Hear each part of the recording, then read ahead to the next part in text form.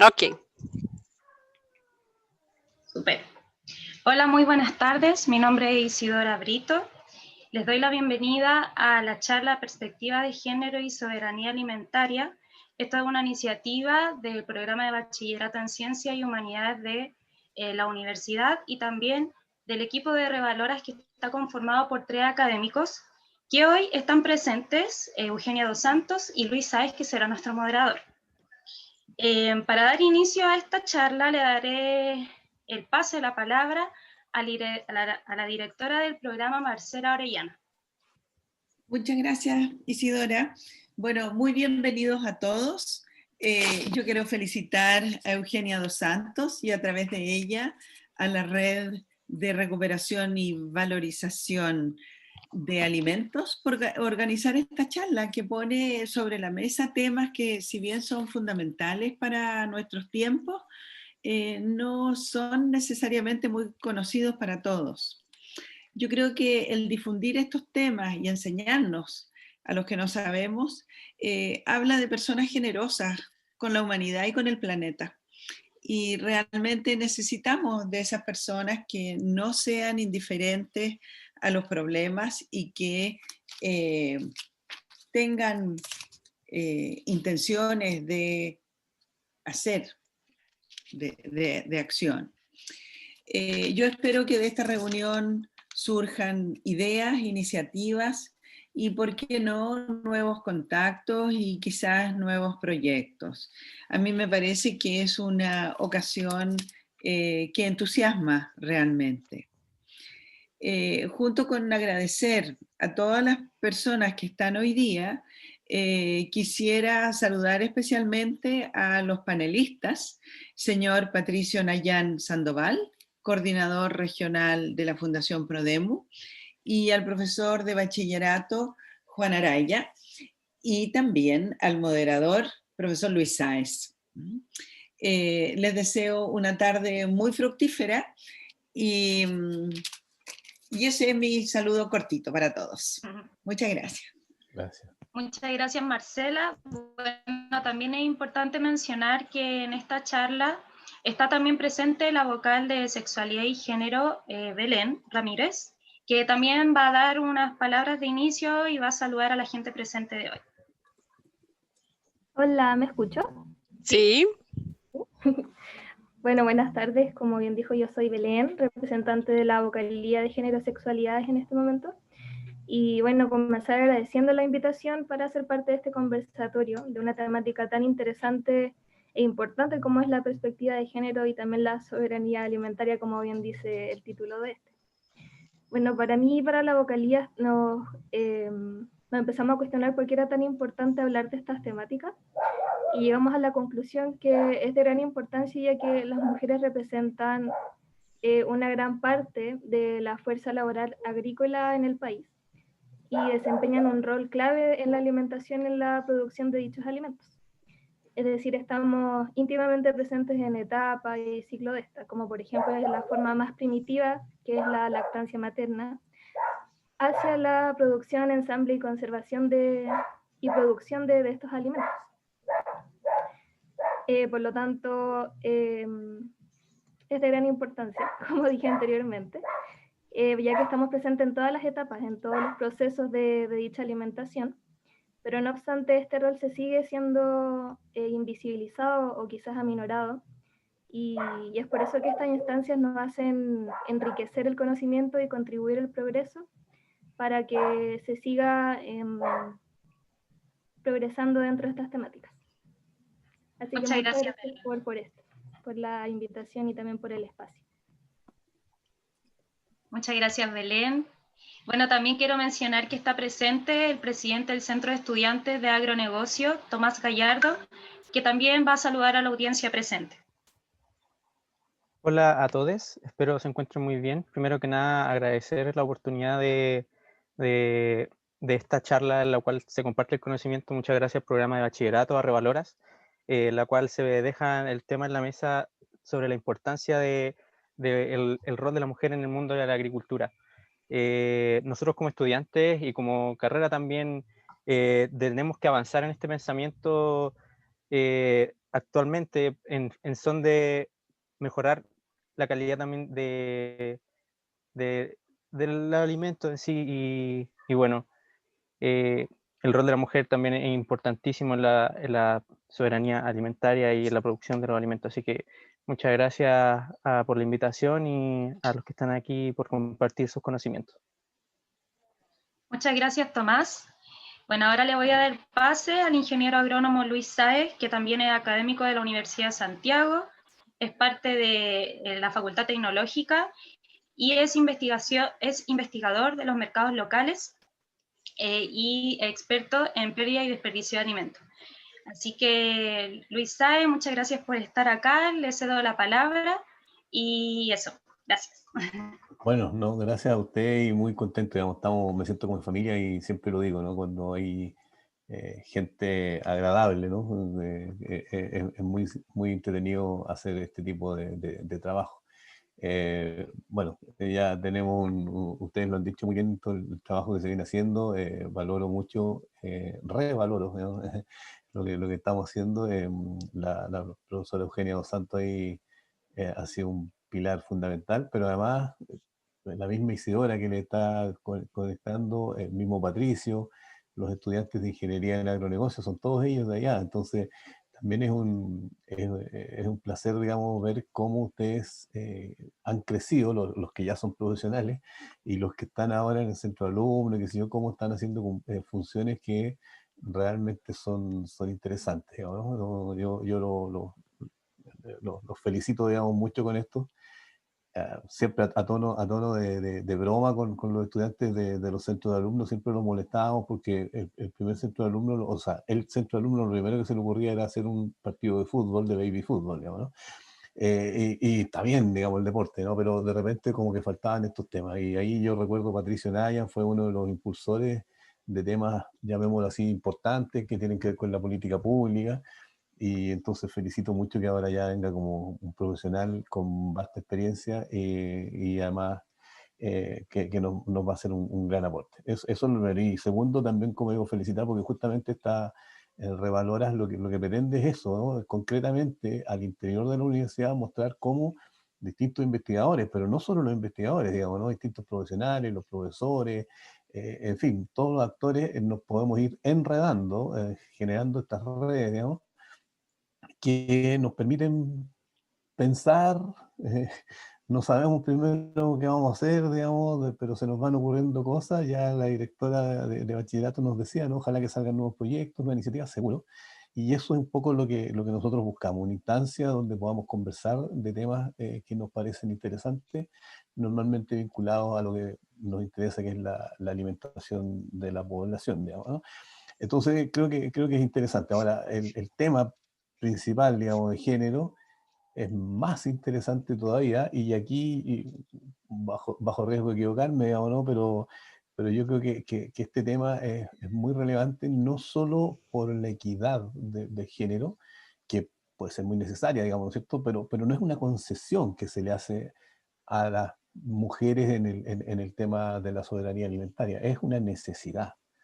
Ellas son un aporte fundamental.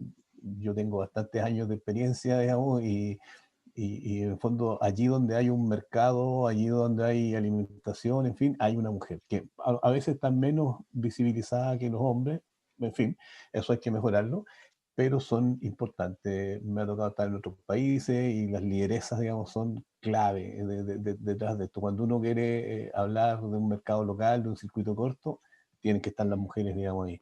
Porque, entre otras cosas, digamos, son las que van generando redes, justamente estas redes que permiten poner en valor y generar este capital social, digamos. Entonces, yo vuelvo a decir, valoro esta instancia, pero no es como una especie de compensación que vamos a hacer, sino que es un reconocimiento a la importancia que tienen, y así espero que los expositores lo van a hacer. Sin más, presento a un gran amigo, digamos, exalumno, hoy día colega, trabajamos, nos vemos en distintas partes con don Patricio Naya.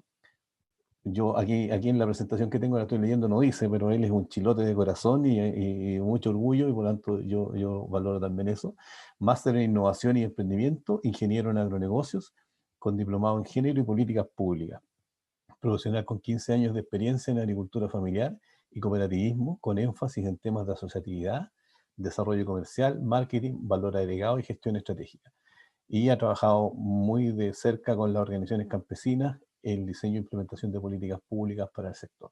Actualmente es el coordinador regional de la Fundación Prodemo y él nos va a dar una ponencia denominada Fundación Prodemo y la importancia de las mujeres en la soberanía alimentaria. Patricio, un agrado. Adelante, por favor. Bueno, muchas gracias, profe, por esa presentación y por el reconocimiento de tantos años que nos conocemos, valga la redundancia, desde que entré en primera generación de ingeniería en agronegocios. Así que muchos años ya. Bueno, primero dar las gracias, saludarlos a todos y a todas, dar las gracias a Revalora y a Bachillerato por esta posibilidad. Me parece muy interesante que se pueda hacer este tipo de instancias. Yo siempre intento colaborar y participar de instancias como esta. Lo hacemos a veces con la carrera de Ingeniería en Agronegocio y en otros espacios también, porque efectivamente, como se mencionó anteriormente, falta debatir temas de esta índole, falta poner sobre el debate público, no solo en el interior de las universidades, lo que pasa en la ruralidad, lo que pasa en este caso con el tema de género, lo que pasa con la soberanía alimentaria y tantos otros temas que son transversales, no son temas aislados, no son independientes de lo que nos pasa día a día, porque todos los días nos alimentamos, todos los días dependemos de productos que vienen desde el campo, y por lo tanto felicito esta iniciativa y agradezco además que me hayan considerado. Bueno, mientras comparto la pantalla, les voy a ser honesto de que cuando me propusieron esto era un desafío no menor, ya que hablar de ruralidad, especialmente de agricultura familiar, hablar de soberanía alimentaria y hablar de género en el tiempo que tengo es bastante complejo, pero voy a hacer el intento por matizar un poco pasando por estos distintos temas y con la posibilidad de que conversemos y debatamos algunos aspectos, porque son temas tremendos, digamos, ¿ya? Bueno, sin más, les comento que esta ponencia en realidad la titulé Género y Ruralidad, ahí decía algo de Fundación Prodemo, pero dándole vuelta a las temáticas que conversamos con Isidora y con la profesora Dos Santos, la transformé un poco. Antes de partir, si se fijan aquí tengo un logo que dice hashtag Mujeres Rurales, Mujeres con Derecho. Esa es una campaña de la FAO en la cual estamos suscritos, que se actualiza año a año, que es para visibilizar el rol de las mujeres rurales. Así que si buscan en todas las redes sociales ese hashtag Mujeres Rurales, Mujeres con Derecho, para que nos sigan y para que etiqueten y todo, porque es para difundir. Es una campaña latinoamericana liderada por FAO. Bueno, primero algunos antecedentes muy generales de agricultura familiar campesina en Chile. ¿Ven bien la presentación, cierto? Perfecto, sí. Ya. En general, en los últimos 20 años, se comió ahí años, en la agricultura familiar campesina en Chile se vive una realidad entre lo que es la ciudad y el campo.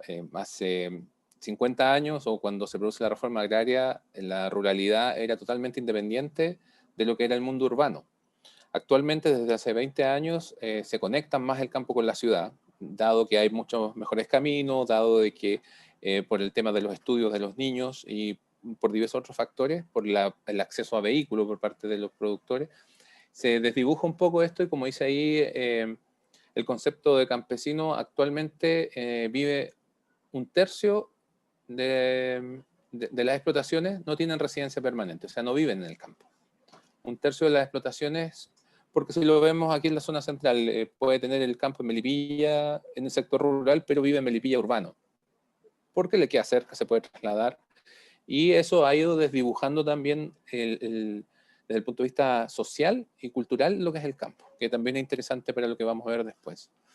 Pobreza, se reduce considerablemente en los últimos 20 años la pobreza, pero continúa la desigualdad. En todos los parámetros, la desigualdad en el sector rural es más grave que lo que es en el mundo urbano.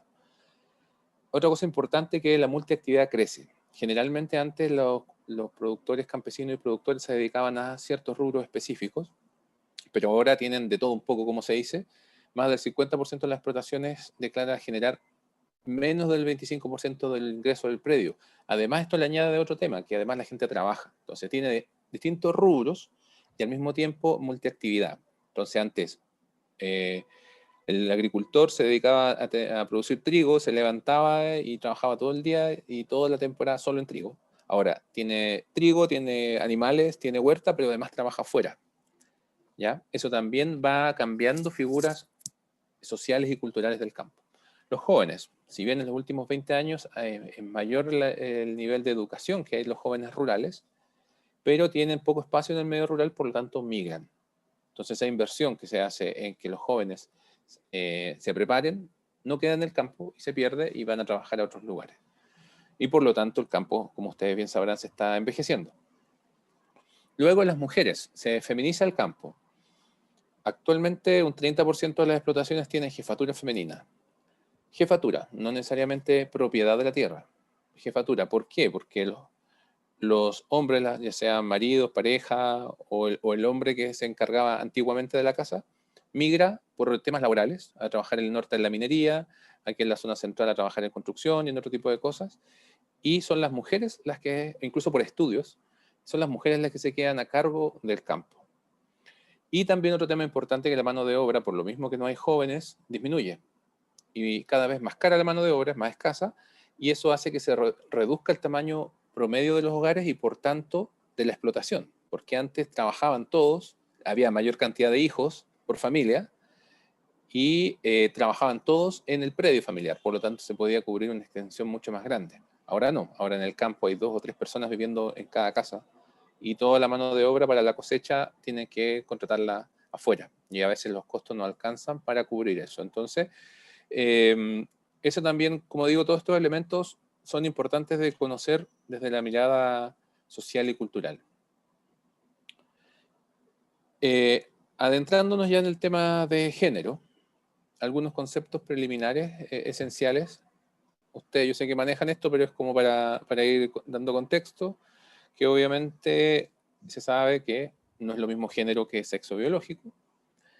El género es en sí una construcción social y cultural, por lo tanto es distinto en cada sociedad y además dentro de la misma sociedad cambia con el tiempo.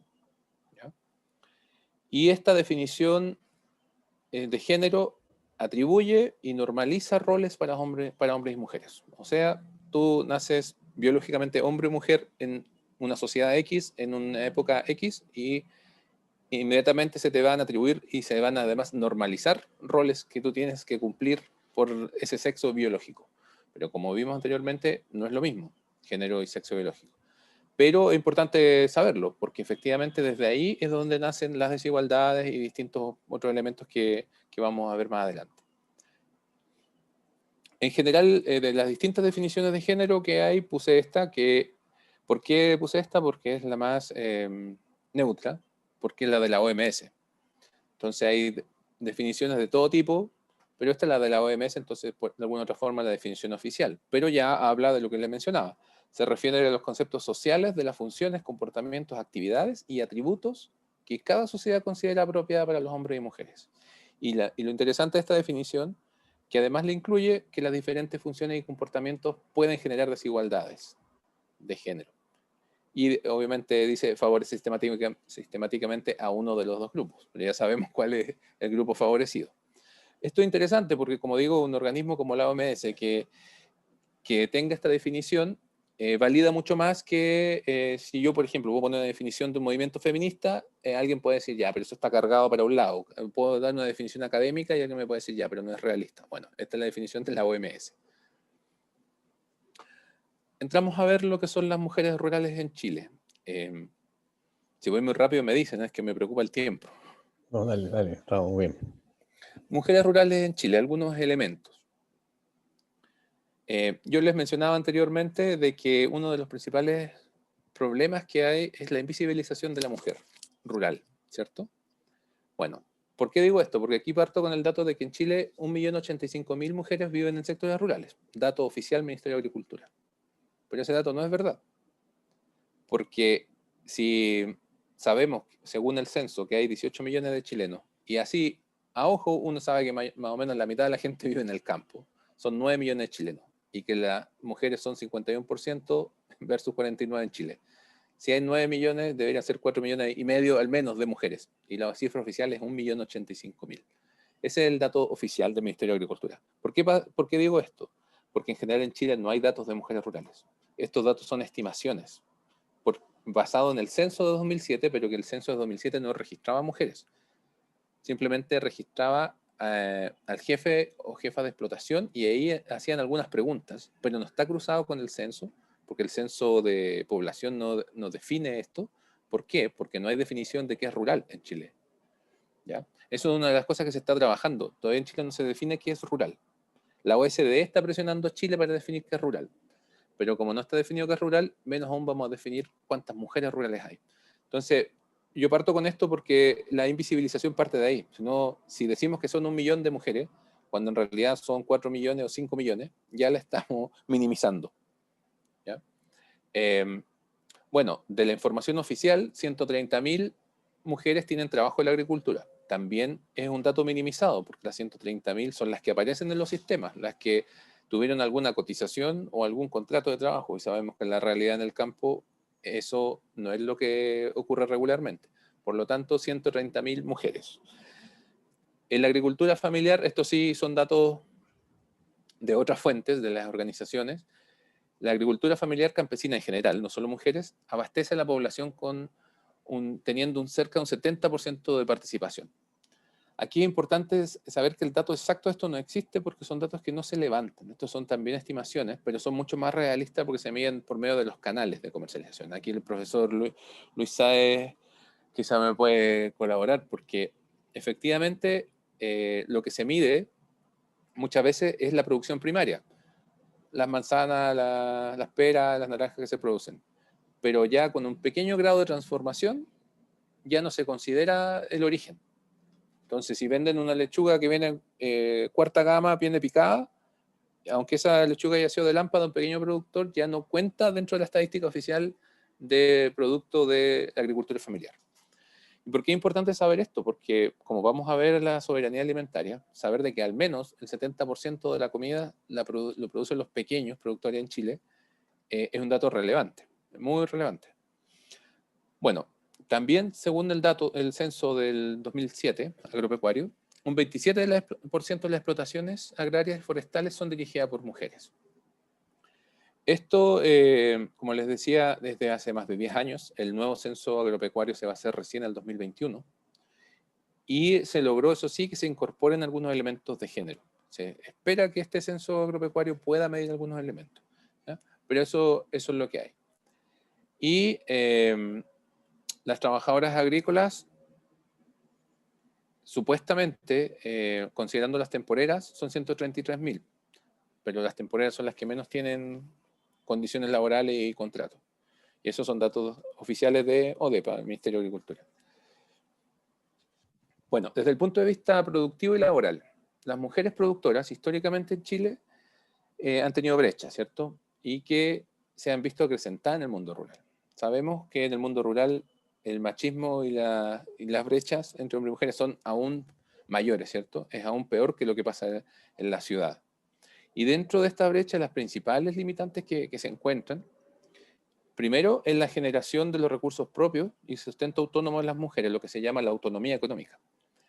No tienen autonomía, no tienen generación de ingresos, porque es el marido o el dueño de casa, por decirlo de alguna forma, su pareja, el que trabaja, el que genera recursos. Por lo tanto, ellas no tienen, al no tener generación de recursos propios, no tienen autonomía económica y dependen monetariamente del marido, lo cual obviamente las limita y las reduce en su autonomía. Luego la tenencia de la tierra, muy importante, porque minoritariamente las mujeres son dueñas de la tierra y las que tienen tierra de menores dimensiones, ¿cierto? Predios más chicos, tierras más empobrecidas y erosionadas, o sea, de menor calidad, y la mayoría tiene ausencia de agua. Entonces, son pocas las que tienen tierra y las que tienen de mala calidad. También las mujeres son las que tienen menor acceso y manejo de tecnología. Por una parte, les cuesta acceder a tecnología y las que logran acceder tienen menos preparación para ocuparla. Y esto ya empieza a denotar brechas de género, porque ¿por qué las mujeres manejan en el campo menos tecnología? Porque siempre se le ha restringido el acceso a esa tecnología. Estoy hablando desde incluso, por ejemplo, manejar un tractor, ocupar alguna máquina específica que está diseñada para hombre, que tiene un peso que está hecho para hombre y que los hombres lo han ocupado desde chico. Las mujeres tienen que aprender de adultas a ocupar esa máquina, a ocupar ese tractor. Y además tienen problemas de acceso, porque no tienen tanta facilidad como los hombres para acceder a una maquinaria. Luego, otro tema importante es que tienen dificultades de acceso a redes de comercialización al por mayor. Generalmente las redes de comercialización de las mujeres son al menoreo, como se dice. Van a ponerse en algún lugar a vender sus productos, o les van a comprar a la casa a un precio malo, o van a una feria por aquí por allá, andan con sus canastos, lo que vemos. En general, esa es la red de comercialización de las mujeres. Mientras que los hombres sí tienen otros accesos, sí tienen, por lo mismo que tienen vehículos, que tienen otras posibilidades de trasladarse, tienen otros contactos, en general pueden acceder a otros canales de comercialización al por mayor y poder obtener mejores precios. O sea, por ejemplo, es cosa ir a Lo Valledor a las 5 de la mañana y son pocas las mujeres que están descargando su camión entregando productos. ¿Ya? Y ahí empezamos ya a notar brecha de género. No quiero decir que no hayan, igual hay mujeres que han ido avanzando y ganando terreno en esto, pero sigue siendo mayoritariamente una actividad masculina. Desde el punto de vista de las asalariadas o temporeras, quizás a nivel de Latinoamérica este subsector de mujeres rurales es el más afectado, porque tienen daños de salud concretos, o sea, no solamente discriminaciones o brecha de género, sino que sufren físicamente algunos daños. Por ejemplo, exposición a plaguicidas y sustancias químicas y a riesgos biológicos. Malas condiciones de saneamiento básico. No tienen acceso a baños limpios o que estén desinfectados. Entonces hay muchas enfermedades que son propias del trabajo, por ejemplo, en los packing, que tienen que ver, esto lo hemos trabajado con las organizaciones, con la Confederación UOC. Por ejemplo, muchas enfermedades tienen que ver con cistitis por el frío, por estar expuestas muchas horas al frío, varices porque tienen que estar de pie, mucho rato de pie. También, bueno, como se ve en la foto, problemas óseos, musculares, también otro tipo de enfermedades como infecciones urinarias por el mismo tema de los baños, ¿ya? Y otros elementos que, si bien la ley consagra que debiesen resguardarse, en la práctica no existe porque además no hay fiscalización y, como decía antes, ni siquiera hay contratos muchas veces.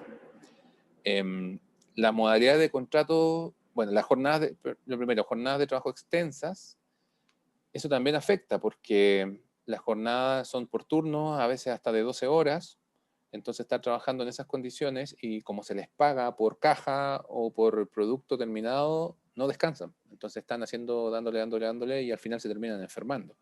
Y muchas de estas mujeres que trabajan en la temporada trabajan 3-4 meses y con eso tienen los recursos para su sustento de todo el año. Entonces a veces están enfermas, a veces están con dolencia y siguen trabajando y siguen forzándose.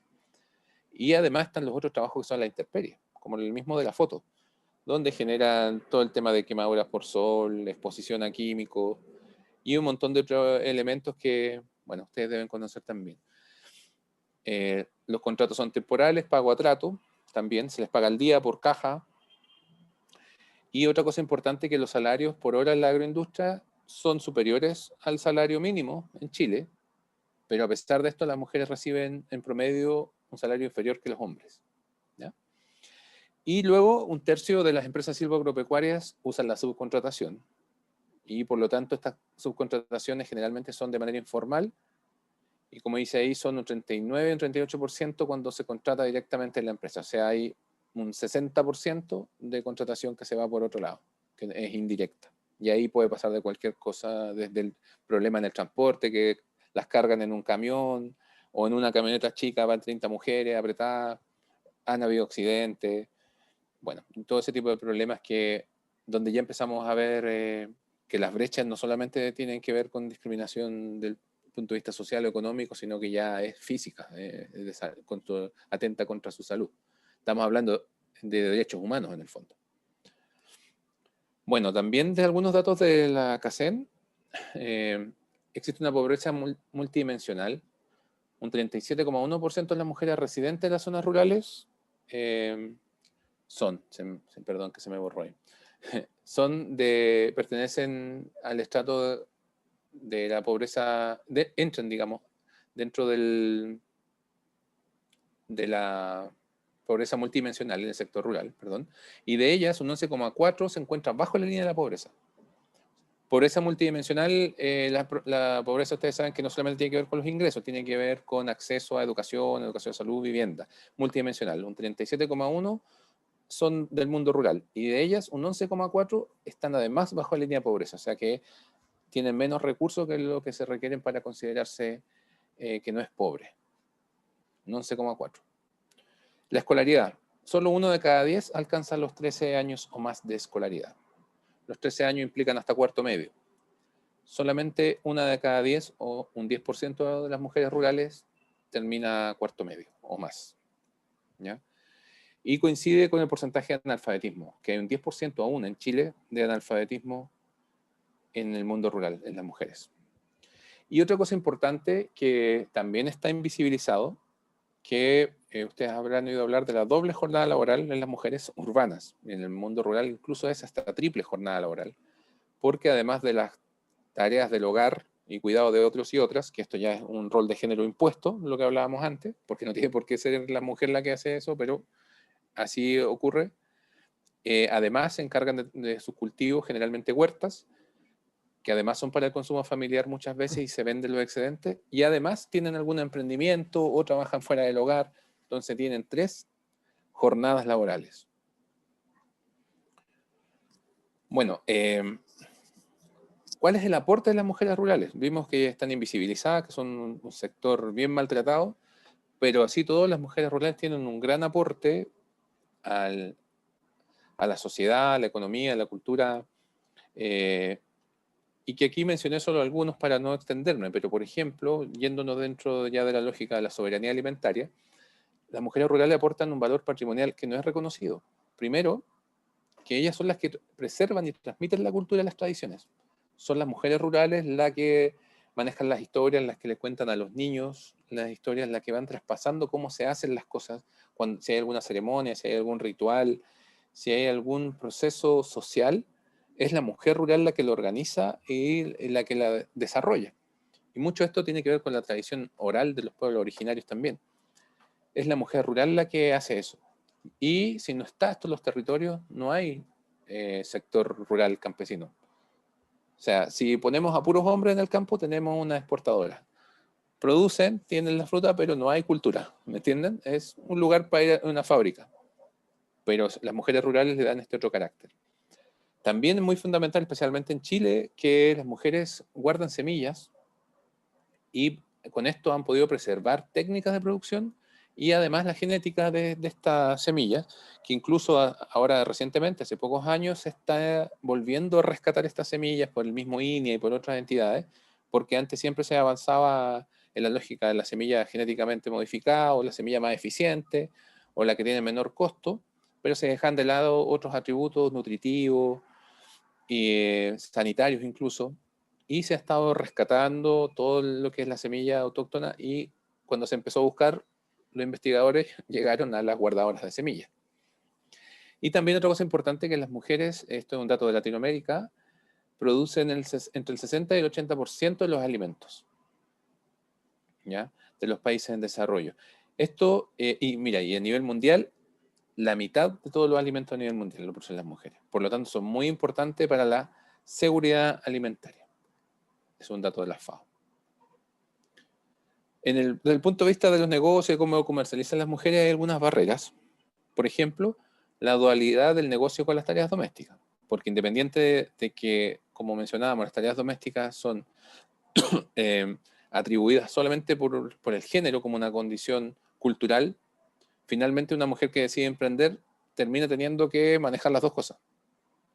Por lo tanto, tiene esta dualidad entre la casa y el emprendimiento. Otra cosa, tienen menor desarrollo en tecnología. Generalmente los emprendimientos femeninos son cosas que tienen que ver con elementos manipulables, con productos, con cosas que se pueden hacer justamente por lo anterior en el hogar. Comidas, arreglar ropa, u oficios que no necesariamente son servicios. En el caso de los hombres hay desarrollo de servicios y otras cosas que implican salir de la casa, justamente producto de esta limitante cultural impuesta por el género. Y también existe que las mujeres se autolimitan para emprender, efectivamente por lo mismo, porque sola, y esto hemos hecho varios levantamientos, varias encuestas, ella dice, no, es que no puedo porque tengo que cuidar la casa, no puedo, en el programa Mujeres Rurales, no puedo asistir porque tengo que cocinarle a mi marido. Entonces, ya parten de una base donde se autolimitan por esta imposición que tienen, obviamente, y que, por lo tanto, poder empezar a, ¿cómo se llama?, a sacar de la conciencia esta normalización y empezar a hacer cambios y empezar a generar modificaciones en la estructura de la familia, va a permitir que las mujeres puedan alcanzar otros niveles de desarrollo. Pero si mantenemos esta lógica, es bastante complejo. Y las que lo hacen tienen un doble o un triple esfuerzo. Lo logran, pero con un sacrificio mucho mayor. Y también una cosa importante que tiene muchas más barreras al solicitar financiamiento, y especialmente en los montos. Siempre los hombres les dan montos mayores. Por ejemplo, el INDAP tiene una línea de financiamiento exclusivamente para mujeres, que se llama Adelante Mujer, pero los montos promedio que le dan son 300.000 pesos. Entonces, es bueno, tiene una buena tasa de interés, tiene buenas condiciones, pero con 300.000 pesos no se puede hacer nada en un emprendimiento, menos en estos días que es todo tan caro. ¿Ya? Bueno, también esto es muy importante porque generalmente las mujeres manejan rubros poco rentables, pero estables y más seguros. El que sea menos rentable no quiere decir que sean malos negocios. ¿A qué se refiere un rubro poco rentable? Por ejemplo, que manejan algo de hortalizas, no tienen un nivel de eficiencia máximo que le permita ganar mucho dinero, pero sí le permite tener una caja permanente de ingresos, con lo cual puede ir comprando cosas para la casa, para ella misma, y va generando siempre. Mientras que los hombres siempre apuestan por negocios donde puedan ganar más recursos al tiro. Es como darle el palo al gato al tiro. Entonces, ojalá poner varias hectáreas de un producto y después, porque el precio estuvo bueno el año pasado, entonces vender y ganar al tiro varios millones en la temporada. Cosa que los hace caer muchas veces en errores y la temporada cambió y el precio de la cebolla, que estuvo espectacular el año pasado, este año está horrible y pierden todo, con suerte recuperan. Mientras que las mujeres mantienen rubros que son permanentes, más estables, más seguros. Si bien no se van a hacer millonarias, tienen su ingreso constante, permanente, lo logran manejar, van a su ritmo, van a sus tiempos, y eso es importante destacar. Y otra cosa importante es que las mujeres tienen que hacer un doble esfuerzo para validarse como emprendedoras, porque todo está masculinizado, entonces tienen que ganarse el respeto, la confianza de los clientes, de los proveedores, de los bancos, y incluso de las mismas entidades públicas. Entonces tienen que luchar contra eso de demostrar que lo que hacen es importante. Por ejemplo, pasa mucho que las mujeres son bastante innovadoras y se atreven con rubros distintos. Por ejemplo, nosotros con el profesor Saez trabajamos mucho en la Expo Mundo Rural hace más de 10 años y empezaban a aparecer productos, por ejemplo, como mermelada de pétalos de rosa. Y cosas de ese estilo que ahora están en todos lados y ya no es algo extraño. Pero en ese momento, las mujeres cuando llegan con ese tipo de innovaciones al área de INDAP, le dicen, no, pero ¿qué es eso? ¿Y a quién se lo va a vender? Esa cosa tan rara, ¿no? Siembre papa o pida un crédito para tener lechuga. Desde el mismo servicio público les niegan la posibilidad porque es algo raro, algo extraño, entonces la innovación se corta. Y justamente cuando lo que se necesita es que haya innovación, que haya agregación de valor y que se vaya experimentando con otras cosas.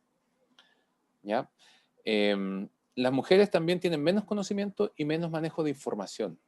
Uno, por lo que mencionábamos anteriormente, que tienen menos formación, menos años de escolaridad, y también tienen menos manejo de información por las redes.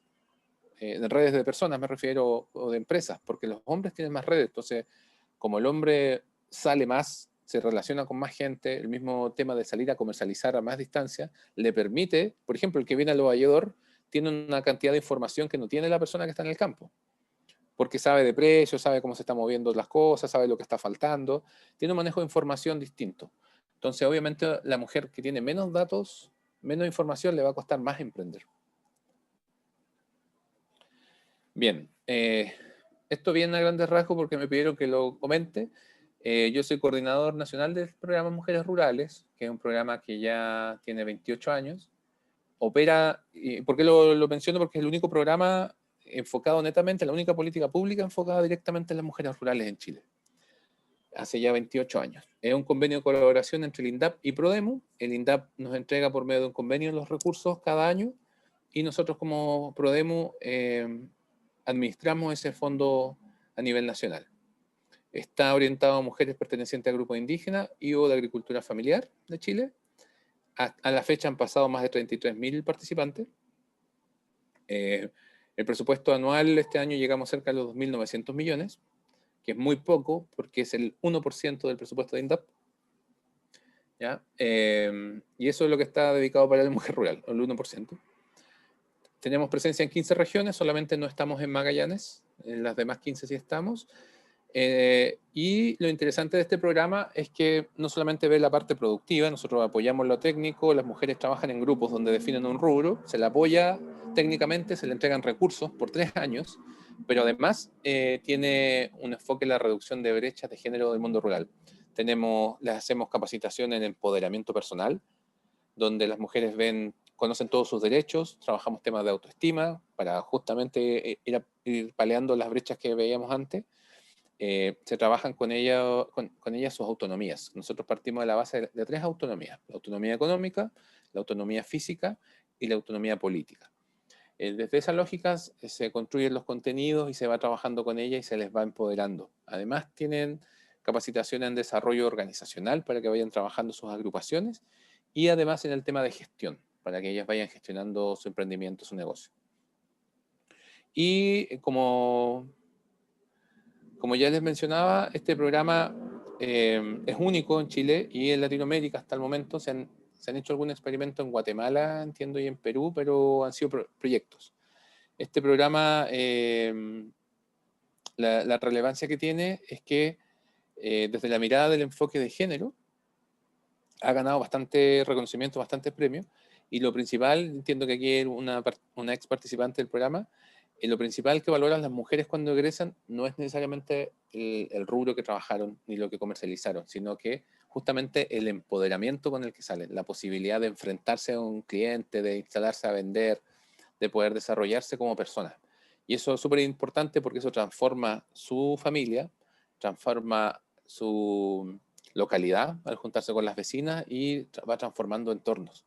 Y eso es súper importante. Es una forma de ir haciendo cambios. Por eso es importante que esto se masifique. Y bueno, lo último, para no alargarme más, como decía, eran muchos temas, es un desafío importante. Algo de soberanía alimentaria, aunque igual lo hemos visto tangencialmente dentro de los otros temas. Primero, tenemos un sistema agrario que se trata de una agricultura basada en la economía de mercado. Ese es el sistema agrario que tenemos, ¿cierto?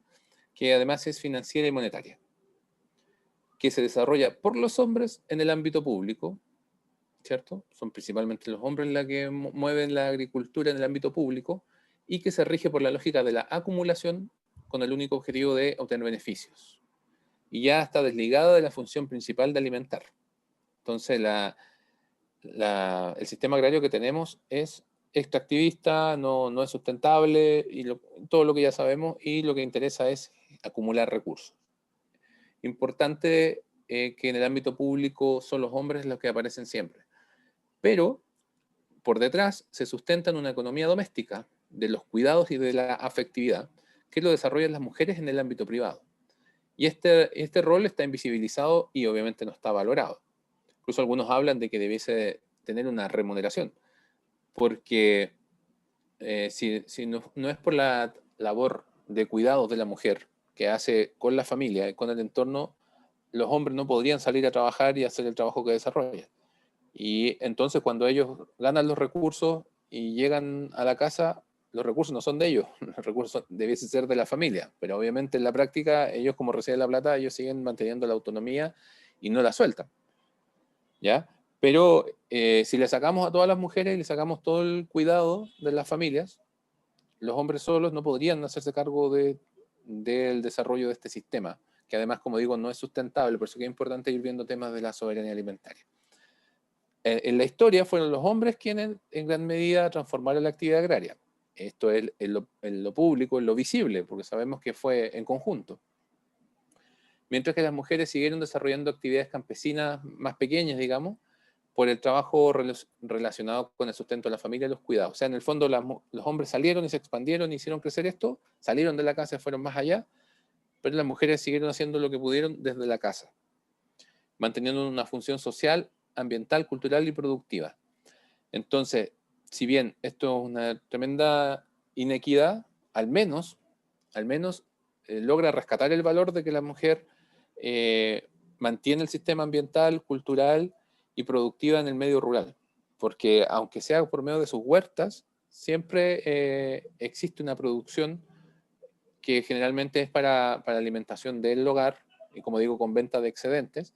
Si hoy día vemos el programa Prodesal, que es el programa con mayor cantidad de usuarios en INDAP, es de autosustento con venta de excedentes, pero sigue siendo el autosustento lo fundamental.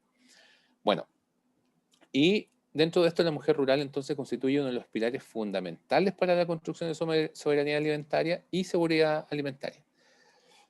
Son ellas quienes a diario preservan los saberes, algo ya les había mencionado, las tradicionales, que han permitido mantener la cultura de los pueblos a través de la agricultura familiar y las buenas prácticas alimentarias.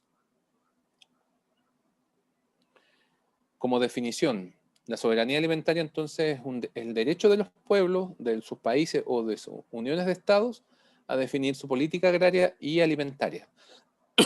Perdón. Sin dumping frente a países terceros. Esto es súper importante porque la soberanía alimentaria parte de la base de que nosotros, los habitantes del país, podamos tener derecho a definir y a proponer la política que se va a hacer con lo que hacemos, con lo que consumimos. Porque actualmente, como veíamos antes, por el sistema, está todo ligado al mercado. Está todo apuntado a la competitividad, a la eficiencia, a cómo gano más plata, pero no hay ninguna incidencia de nosotros, de los consumidores y menos aún de los productores, respecto de cómo se hace esto. Lo cual es fatal, porque nos va desarraigando culturalmente de lo que somos, pero también porque corremos riesgos de desabastecimiento. O sea, hace 4 meses que el propio ministro de Agricultura haya tenido que salir a comprar lentejas para que hayan legumbre en Chile, y él mismo fue a recibir los containers al puerto, te habla de la precariedad y de lo frágil que es el sistema por no tener fortalecido la soberanía alimentaria, siendo que tenemos una cantidad de tierra que da de sobra para poder sustentar la alimentación en Chile. Bueno, algunos elementos de la soberanía, porque la soberanía se desglosa en distintos principios, pero aquí los principales es que busca priorizar la producción agrícola local para alimentar a la población, el acceso de los y las campesinas y de quienes no tienen tierra, a la tierra y al agua, a las semillas y al crédito o al financiamiento, ¿ya? No es solamente, como creen algunos, encerrarse y solo producir en Chile, no. Lo que hay que hacer es fortalecer la producción nacional, la producción interna. Puede haber productos que vengan desde fuera importados, pero tenemos que nosotros tener una capacidad productiva propia, y que incluso si vemos países como en Estados Unidos o en Europa, incluso países ligados a la Unión Europea, tienen fortalecido su producción, su mercado interno, aunque no son capaces de autoabastecerse porque no tienen la cantidad de tierra suficiente para producir, y así todo, tienen graneros donde tienen guardado comida para emergencia, hacen compras masivas del Estado para tener trigo y para tener otros productos. Los chinos tienen guardado para situaciones de emergencia, y nosotros, que somos los productores que tenemos posibilidad, no tenemos nada. Otra cosa, que resguardar el derecho de los campesinos a producir alimentos y el derecho de los consumidores a poder decidir lo que quieren consumir y cómo y quién se lo produce. Esto es súper importante porque uno puede decir, ¿los campesinos tienen derecho a producir alimentos? No necesariamente, porque si te van a poner dentro de la lógica del mercado de que tienes que ser competitivo y que tienes que ser eficiente y pelear de igual a igual con una transnacional con la cual nunca vas a ganar, no tienes el derecho, porque te están forzando a dejarlo, y mucha gente termina yéndose y vende la tierra, lo cual es terrible porque se va concentrando una vez más en la tierra. Entonces, y no necesariamente en esa tierra además se produce, a lo mejor después son inmobiliarias. Entonces, eso es muy importante, mantener el derecho del campesino a producir. Para mí, este sector debe tomarse como un sector estratégico y sacarlo de la lógica de mercado. Eso yo creo que es lo que se debe hacer. Y otro tema importante es la participación de los pueblos, de los propios pueblos, en la definición de la política agraria. que eso tampoco existe. También es importante mencionar que la soberanía alimentaria es una propuesta de futuro, ¿cierto? Porque es la única forma en que podamos sustentarnos en el tiempo. Y el futuro no hablo de 50 años más, sino que en 5, 10, 20 años más tenemos que hacer un cambio en el sistema, porque si seguimos con este sistema no vamos a tener capacidad de abastecernos, no solo en Chile, sino en el mundo. Vamos a agotar los recursos naturales, vamos a seguir calentando el planeta y al final nos va a perjudicar a todos. Como dice acá, es una propuesta que se sustenta en los principios de la humanidad, como la autonomía y la autodeterminación de los pueblos y las personas. Y dentro de esto es importante mencionar que las mujeres rurales representan una cuarta parte de la población mundial, y en los países en desarrollo el 43% de la mano de obra agrícola es de mujeres, ¿ya? Ellas cultivan, procesan y preparan parte de los alimentos disponibles. Por lo tanto, son, como dice ahí, en la práctica son el sustento de la soberanía alimentaria. Sin mujeres rurales no hay soberanía alimentaria. Y con esto termino. Bien, me he ido corriendo, pero me alargué mucho, pero bueno, lo siento. Vamos. Algunos temas nomás para dejarles como ideas. Como dice ahí, en el actual escenario mundial, con zonas geográficas, climas, tendencias que existen en Chile, diverso, este país tan extenso, pero que nos permite esta variabilidad climática y por lo tanto de producción, y los aumentos de la inflación por producto de la demanda que hay a nivel mundial de alimentos, se hace necesario cada vez más abordar la seguridad alimentaria. O sea, primero, potenciar lo que hay en Chile, dado todos estos climas, para producir distinta cantidad de cosas, mucha variedad de productos, y además, teniéndolos a buen precio, porque están aquí mismo, no hay que pagar transporte, no se contamina tanto como importarlo, y además nos permite tener cierto nivel de seguridad alimentaria. La FAO establece que para el 2050, que uno lo ve como una fecha lejana, pero ya estamos a 30 años, a la vuelta de la esquina, necesitamos producir un 70% más de alimentos que lo que actualmente tenemos. Y un 70%, si ya estamos produciendo de una manera contaminante y estamos agotando los recursos, imagínense aumentar un 70% más la producción. Vamos a acabar con el planeta. Por lo tanto, es necesario hacer un cambio. Y también yo trabajo mucho con las cooperativas, por eso que lo menciono acá, o en general la asociatividad, son las principales productoras a nivel mundial de alimentos, las cooperativas, producto de la organización y la asociatividad. Porque como los productores pequeños tienen volúmenes pequeños y tienen más dificultades de acceso a las tecnologías, al crédito, a la comercialización, es necesario también fortalecer las cooperativas o, como digo, la asociatividad. Es importante generar este tipo de redes, generar este tipo de uniones para también reducir costos, también para poder llegar a canales de comercialización de otra forma. Por ejemplo, en Codema, con el profesor Sáez, vemos, entre otras cosas, lo que pasa con Junaev y cómo los pequeños pueden llegar a Junaev. Sería ideal que los pequeños productores puedan vender a Junaev, pero para eso necesita cierta capacidad logística, organización, volúmenes, almacenaje, transporte, que un pequeño solo no lo va a lograr. No va a lograr abastecer con 4.000 kilos de papa a la semana a un colegio o cosas de ese estilo, que de unas dimensiones gigantescas, pero sí sería bueno que lo hagan, y por lo tanto, para ello se necesita también fortalecer las cooperativas o la asociatividad.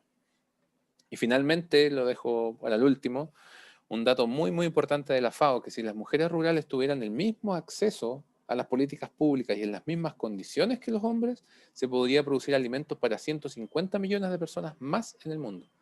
Con el hambre que hay en el mundo, más de 800 millones de personas padecen hambre en el mundo. Si le diéramos la posibilidad a las mujeres de igualdad, ya podríamos aumentar en 150 millones de personas que podrían alimentarse. Entonces, es muy interesante, muy importante el rol. Eso, muchas gracias. Me extendí mucho más, pero eran temas muy grandes para resumirlo tanto. Bien, gracias Patricio. Bueno, yo no logré moderar porque el tema es muy interesante y yo creo que es bueno que especialmente los estudiantes que están presentes lo escuchen y eso, ¿no? Un par de comentarios. Bueno, una cosa muy personal, yo creo que los seres humanos no vamos a matar el planeta nos va a matar a nosotros, es más inteligente, así que es más bien eso lo que tenemos que preocuparnos. Y respecto al diagnóstico que tú nos das, bastante completo, pero complejo, ¿no? pero no hay que desanimarse, digamos, ¿no? Porque la experiencia indica que cuando las mujeres logran generar sus propios recursos económicos, qué sé yo, no las para nadie, ellas no vuelven a sufrir o a aceptar las inequidades del género y como tú decías, empiezan a generar innovaciones y hacen grandes aportes. Así que ahí hay un montón de temas importantes que debiéramos trabajar y espero que los estudiantes, especialmente conmigo y, bueno, y los académicos, también nos preocupemos y nos enredemos en estos temas para poder avanzar. Damos las gracias, vamos a dejar las preguntas al final. Hay algunas preguntas en el chat también, pero vamos a dejar las preguntas al final. Entonces, le vamos a dar la palabra ahora a don Juan Araya Silva, Master Science en Gestión Ambiental y Ordenamiento Territorial por la Universidad de Barcelona y candidato a doctor en Ciencias Ambientales por la misma universidad. Diplomado en Docencia Universitaria y en TICS, aplicados a la docencia en la USACH, y ha sido profesor ayudante de la Facultad de Ciencias de la Universidad de Playa Ancha, investigador en restauración de cuencas hidrográficas, análisis integral de suelo y estudios sobre captación de carbono en zonas boscosas. Actualmente se desempeña como académico del programa de bachillerato. Don Juan, profesor Araya, nos hablará sobre el cambio climático y género.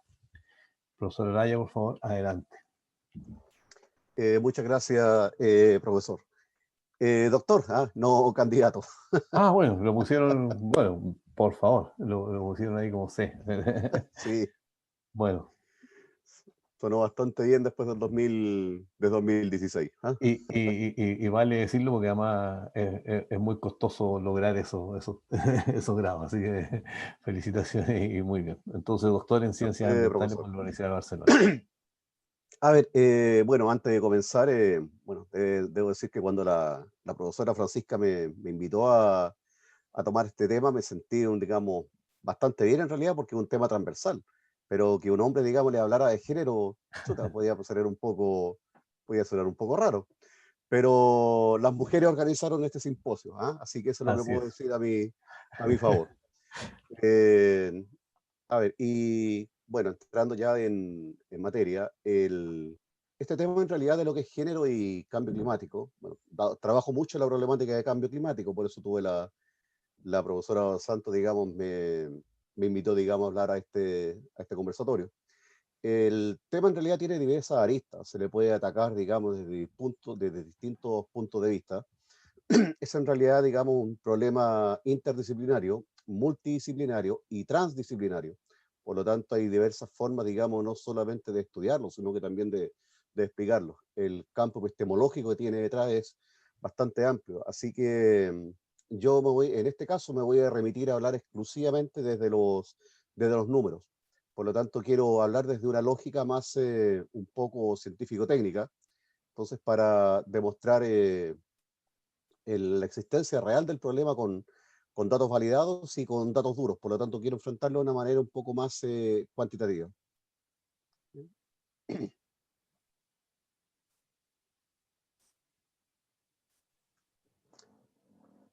Ahí sí.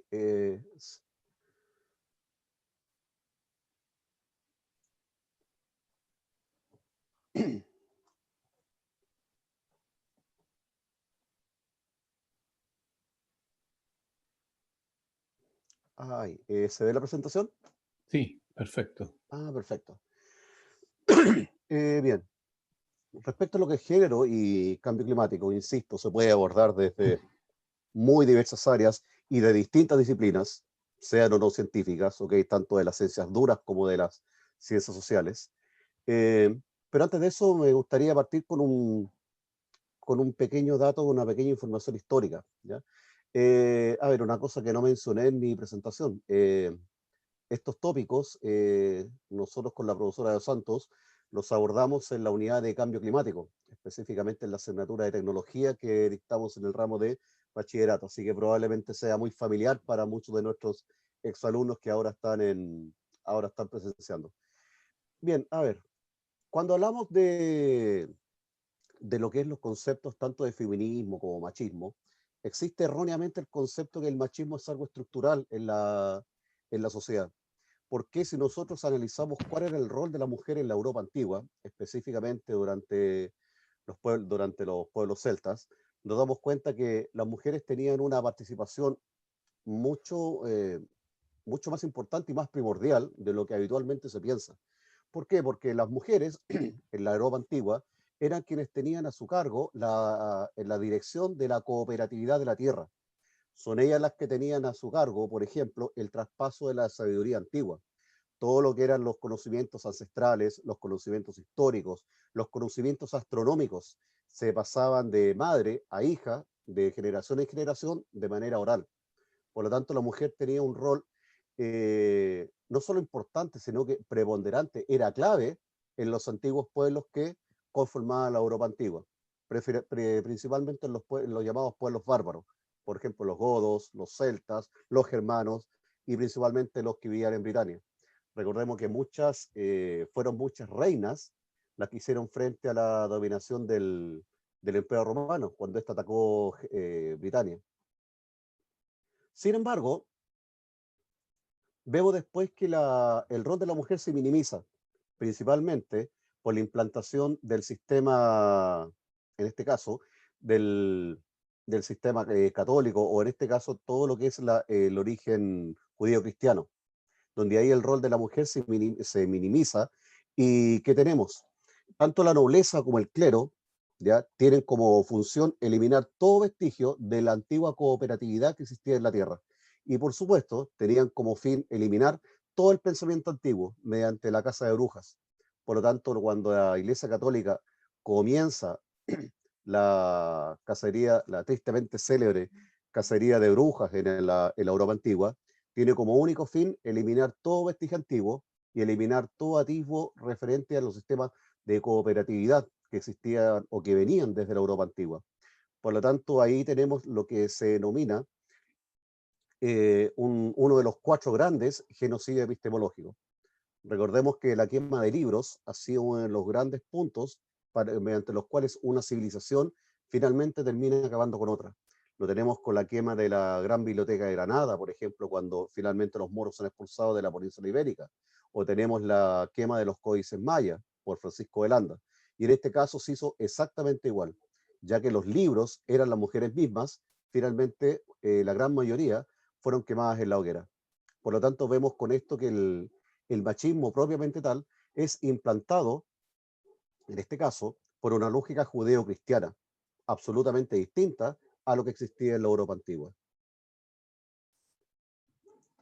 Pero vamos ahora con algunos datos, que es lo que nos interesa.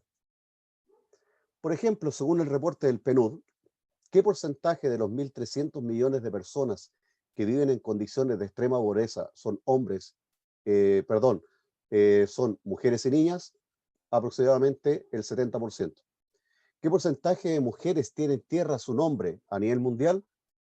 Menos del 1%. ¿Cuáles son las probabilidades que tienen las mujeres y niñas de morir en casos de desastres naturales en los países con más desigualdad de género? La probabilidad es 14 veces más. ¿Qué porcentaje de los refugiados climáticos, o en este caso refugiadas climáticas, son mujeres? El 80%. ¿Y qué porcentaje de los 500 millones de obreros con bajos salarios en el mundo son mujeres? El 60%, incluso más. Por lo tanto, vemos en este caso que los datos hablan por sí solos. Es decir, el tema de género no es solamente un discurso. Analizados con temas cuantitativos, nos damos cuenta que es un problema absolutamente real. Y si vamos a datos más concretos, específicamente en lo que es América Latina y el Caribe, las mujeres tienen menos del 30% de la titularidad de la tierra, ya tienen solamente el 10% de los créditos y solamente el 5% de la asistencia técnica. Por tanto, ¿cuál es el rol que juega específicamente en este punto? Y es porque el cambio climático juega un rol primordial, porque de alguna manera esto implica el cambio de paradigmas no solamente a nivel de nación, sino que implica cambiar todo nuestro sistema, tanto productivo, ¿ya? como agroológico, como en la agricultura, a nivel mundial. Y por eso hay que tomar en cuenta 2 grandes criterios, que son la mitigación y la adaptación. Cuando hablamos de mitigación al cambio climático, hablamos de todas las iniciativas para reducir o prevenir todas las emisiones de gases de efecto invernadero. donde son básicamente dos: el dióxido de carbono, que viene principalmente de la quema de combustibles fósiles, y el metano, que viene principalmente de la ganadería.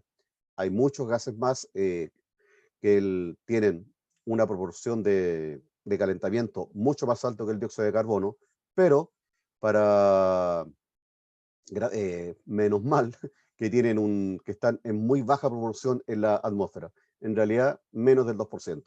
Y me refiero a muchos, por ejemplo, gases fluorados, que vienen muchas veces producto también de la agricultura, ya sea en algunos casos de los herbicidas, o de algunos casos otros elementos químicos que también se usan tanto en la ganadería como en la agricultura. Y otro elemento importante es la adaptación. Cuando hablamos de adaptarnos al cambio climático, hablamos de ajustar todos los sistemas, ya sean humanos o naturales, como respuesta a todas las variaciones climáticas proyectadas reales, a fin de alguna manera moderar o mitigar el daño que eso pueda generar, de tal manera que podamos utilizar todos sus óptimos beneficiosos. Por lo tanto, vemos que cuando hablamos de productividad agrícola, tenemos que tomar en cuenta los criterios de mitigación y adaptación. El cambio climático es un problema que llegó para quedarse, es un problema que ya está.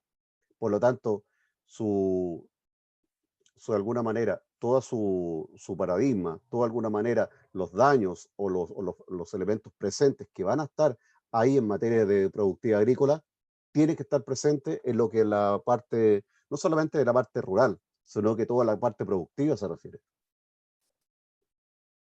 Pero aquí encontramos la parte medular. Por supuesto que más allá de lo que pueda significar o más allá de los daños que pueda generar el cambio climático en sí, hay vínculos de género, obviamente en cuanto a la vulnerabilidad al cambio climático, principalmente en los países subdesarrollados. Y en ese punto es donde principalmente me quiero abocar. Por lo tanto, los datos que voy a presentar ahora están principalmente en función de los países subdesarrollados. Me refiero principalmente a algunos países del Caribe, África y algunos países del sur de Asia. Por lo tanto, aquí pueden encontrar algunos datos que probablemente puedan significar quizás alguna sorpresa, porque de hecho se dan con mayor magnitud en otros países, no así en nuestro país. Ahora, principalmente con esto hay que tener claro que la mayoría de los eventos catastróficos que se producen en el mundo son principalmente de orden climático. Tenemos los terremotos, tenemos las erupciones, en los cuales contemplamos todo lo que son los catástrofes de orden geofísico, pero si vemos los eventos, por ejemplo, las inundaciones, las aluviones, las tormentas, las olas de calor, las sequías y los incendios, superan ampliamente a los fenómenos geofísicos. Por lo tanto, la mayoría de los eventos catastróficos que en este momento tenemos en el mundo son de orden climático. Y en primer lugar vamos a ver cuáles son los roles, que son muy similares a lo que acaba de exponer mi colega en la exposición anterior. Cuando hablamos de roles, vemos por ejemplo el caso de las mujeres en relación a los hombres. Las mujeres, y insisto, estoy hablando principalmente de los países subdesarrollados, las mujeres se quedan en casa, ya sea para cuidar a los niños, para cuidar a los enfermos o sus parientes ancianos. Sin embargo, el hombre tiene la particularidad que puede emigrar. El hombre puede salir de su casa, puede emigrar y puede acceder a nuevas oportunidades económicas. Por lo tanto, como es el hombre el que migra, tiene más capacidad de enfrentar una crisis, ¿ya? Y obviamente esto en algunos casos puede generar beneficios para el hogar. Sin embargo, esto, digamos, además que si el hombre puede emigrar, se le va a su vez cargar el trabajo a las mujeres, ¿ya? Y también puede aumentar también la exposición de las mujeres a otros riesgos. El hombre de alguna manera, al poder migrar, al poder salir, va a tener más oportunidades y va a tener probablemente menos riesgos ante un desastre natural. En el caso de los cultivos, digamos, de subsistencia, en el caso de la producción, como bien, digamos, se puede hacer, digamos, el link con la presentación anterior, vemos que en el caso de las mujeres, producen principalmente los cultivos para su subsistencia. Por lo tanto, lo que la mujer cultiva es para el consumo de su hogar. En cambio, el hombre, ¿qué es lo que hace? Todo lo que cultiva y el ganado va dirigido al mercado. Por lo tanto, lo que la mujer cultiva principalmente va dirigido a su subsistencia, va dirigido a su hogar. Lo que el hombre cultiva va dirigido al mercado. Entonces, de alguna manera, el hombre puede con esto reclamar más tierra fértil para producir cultivo dirigido al mercado. En cambio, las mujeres muchas veces deben producir cultivos en tierra probablemente menos fértil, porque la tierra fértil está dirigida principalmente a lo que es el mercado.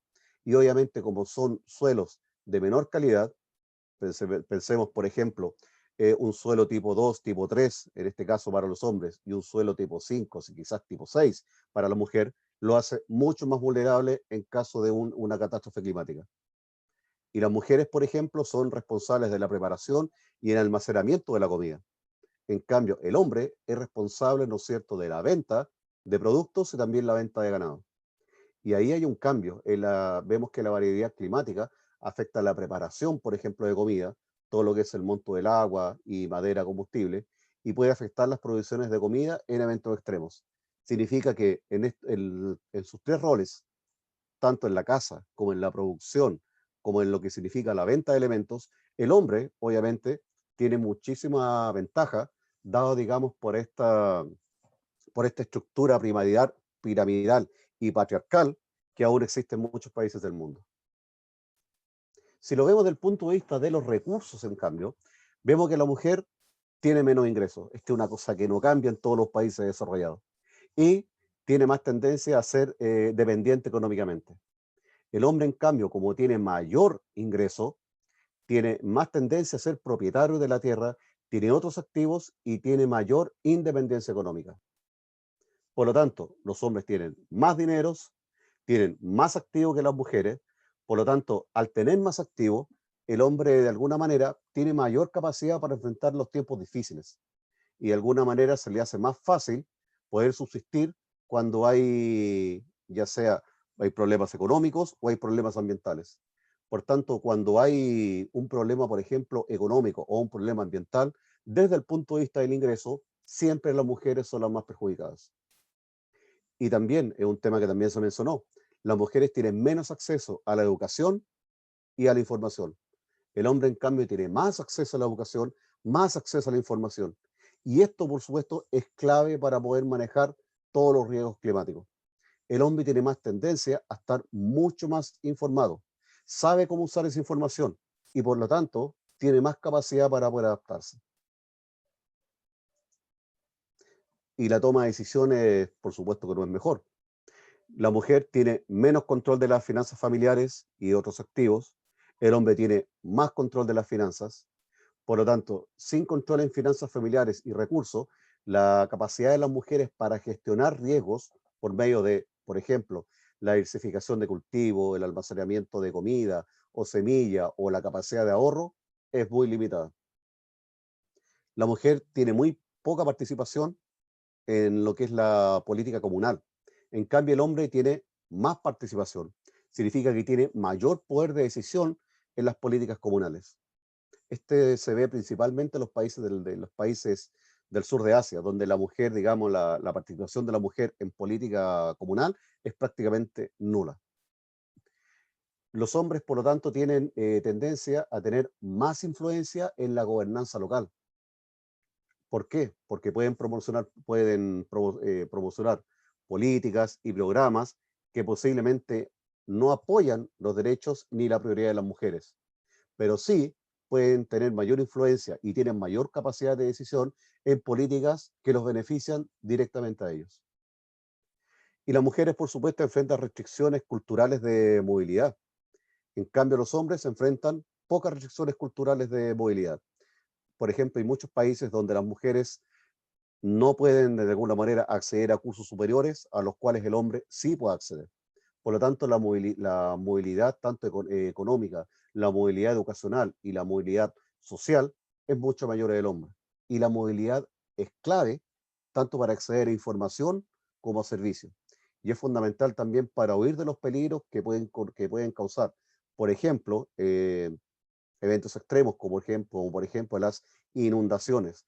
Y por eso también las mujeres son muchísimo más vulnerables. Y son justamente las mujeres quienes muchas veces, o en la mayoría de los casos, pagan muchas veces los costos de políticas ineficientes. Por ejemplo, en algunas zonas de Kenia son las mujeres quienes muchas veces desconocen muchas prácticas agrícolas de mejoramiento de suelo, conservación de agua, que en la mayoría de los casos podrían ayudar a desarrollar una resiliencia climática, también como otros beneficios de subsistencia. Por lo tanto, son los hombres quienes tienen mayor acceso a las prácticas agrícolas, al conocimiento sobre mejoramiento de suelo, así también como a los créditos y a las políticas de gobierno en cuanto a manejo del campo se refiere. Por tanto, la vulnerabilidad en términos de género en cuanto al concepto de género y cambio climático está determinado por las estructuras sociales, las instituciones y los sistemas de normas. Por tanto, en el sector de la agricultura, por ejemplo, son las mujeres rurales en los países desarrollados quienes son las principales productoras de alimentos básicos. Y este sector está muy expuesto a los riesgos del cambio climático, como la sequía y muchas veces las precipitaciones. Y eso hace, por ejemplo, que en muchos países el cambio climático obliga a las mujeres a recorrer grandes distancias para recoger agua, principalmente en las estaciones secas. ¿Ya? Esto se ve principalmente en los países africanos, tanto de la zona de África del Norte como África del Sur. Por tanto, en este caso, en los países subdesarrollados, son las mujeres quienes, primero, tienen que tener o hallar un trabajo extra para suplementar el ingreso familiar y de alguna manera ordenar o reordenar los presupuestos de la familia. A veces cambiando, digámoslos, por alimentos más baratos, economizando combustible o muchas veces vendiendo posesiones que para ellas son atesoradas. Son las mujeres quienes se ven más afectadas de manera más inmediata, muchas veces por los recortes presupuestarios en lo relativo, por ejemplo, recortes en salud, recortes en educación, que muchas veces son los resultantes de las reducciones de los gastos del gobierno. Y por ende, y por las tasas, ¿no es cierto?, crecientes de enfermedad y mortalidad para los niños. Y también son las mujeres quienes están en la primera línea en cuanto a la crisis en el mundo. O sea, aportan, digamos, la mayor responsabilidad en ajustar su vida para asegurar su supervivencia. Son las mujeres muchas veces las que están en el frente, en la primera línea del frente para hacer crisis, para hacer, en este caso, enfrentar todos los problemas del cambio climático. Son ellas las que ven, por ejemplo, el tema de los campos. Son ellas las que se recuperan cuando hay una catástrofe ambiental o una catástrofe climática. Son ellas quienes velan por su familia. Son ellas quienes velan por sus hijos y también por sus parientes. Sin embargo, las mujeres pueden empoderarse como un agente de cambio. O sea, las mujeres son un agente de cambio real. Y eso es lo que vamos a ver ahora. Recuerdo muy bien años atrás cuando en mis clases de doctorado en Barcelona, mi profesor de cambio climático, un brillante académico del premio Nobel, Javier Martín Vide, dijo que el tema del cambio climático no lo van a salvar los hombres. La solución al cambio climático la tienen las mujeres. Y en realidad tenía razón. Y ahora voy a explicar por qué. Primero, tenemos que tener sí o sí un nuevo modelo de desarrollo sustentable que debe involucrar a las mujeres. Ahora, según la FAO, si las mujeres tuvieran el mismo acceso a los recursos productivos que los hombres, se podrían aumentar los rendimientos de sus fincas en un 20, en un 30%. Estos son datos a nivel global. Por lo tanto, esto podría aumentar la producción agrícola en todos los países en desarrollo entre un 2.5 a un 4%, lo que no es menor. Aumento de la producción de esta magnitud podría, obviamente, reducir el número de personas que padecen hambre en el mundo entre un 12 a un 17%. Esto según la FAO. Por lo tanto, ¿qué hay que hacer en este caso? ¿O cuáles son las líneas de trabajo que debería involucrar este nuevo modelo de desarrollo sustentable? Primero, introducir el enfoque de género, sí o sí, en todas las líneas relacionadas con la producción, la gestión y el uso de energía, los ecosistemas del agua, con la gestión y eliminación de residuos, la contaminación del aire, etcétera, etcétera, así como también la producción de la biodiversidad y los modelos de consumo de la agricultura sostenible. Por lo tanto, todos estos modelos o todas estas líneas de acción deben sí o sí introducir el enfoque de género. También hay que tomar en cuenta, obviamente, la diferencia entre hombres y mujeres en cuanto a la capacidad, en cuanto al poder, la resiliencia total, la vulnerabilidad y los recursos disponibles. Vemos también que vimos que en los países subdesarrollados a la mujer se le limita, ¿no es cierto?, el acceso al poder, tiene más limitada su resiliencia social, es mucho más vulnerable y consta de menos recursos. Por lo tanto, esos son los elementos en los cuales hay que hacer frente.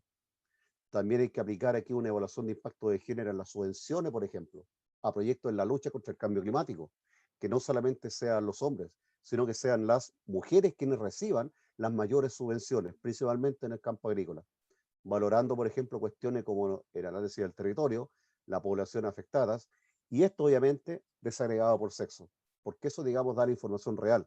Eso nos mostraría de alguna manera que efectivamente son las mujeres mucho más vulnerables en lo que a efectos del cambio climático se refiere. También, como dije, realizar análisis detallado con datos desagregados en materia, por ejemplo, de pobreza energética. Aplicar políticas de igualdad de género, por ejemplo, en materia de urbanismo. Y también propiciar la participación de las mujeres como agentes de cambio en foros y eventos en lo que se discuta y lo se debata cuál va a ser la respuesta de la humanidad ante el cambio climático. Y aquí viene la base, digamos, a lo que me refería anteriormente. En 130 países con representación parlamentaria femenina se revela que, primero, cuando hay mayor cantidad de mujeres o hay una gran representación de mujeres, en esos países, primero, se establecen más áreas protegidas. Segundo, hay más probabilidades de ratificar los tratados ambientales internacionales. Y tercero, de los 49 países que han reducido las emisiones de dióxido de carbono entre el 90 y el 2007, 14 eran países con un índice de desarrollo humano muy alto, 10 de los cuales tenían mayor representación parlamentaria femenina que la media. Por lo tanto, cuando se dice que las mujeres nos van a salvar del cambio climático, es completamente cierto. Y también las mujeres nos han enseñado nuevos tipos de liderazgo.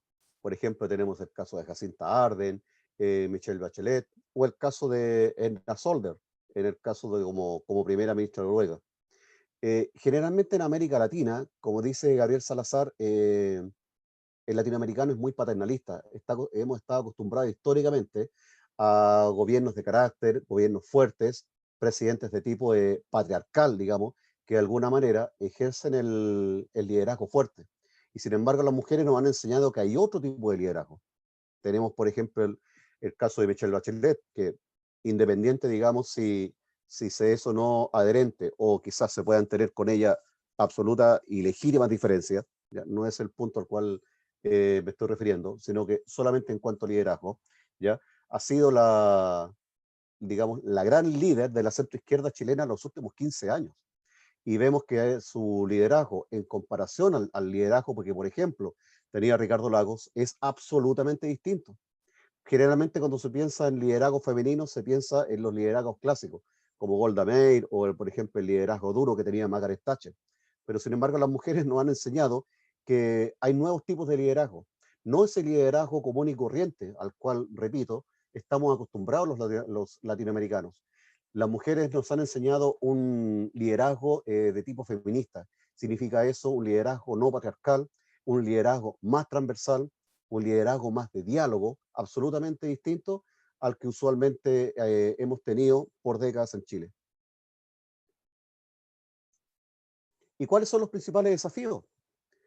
Tenemos que realizar una transición climática que sea socialmente justa, con sistemas de protección social adecuados y que eviten, por ejemplo, las bolsas de pobreza energética.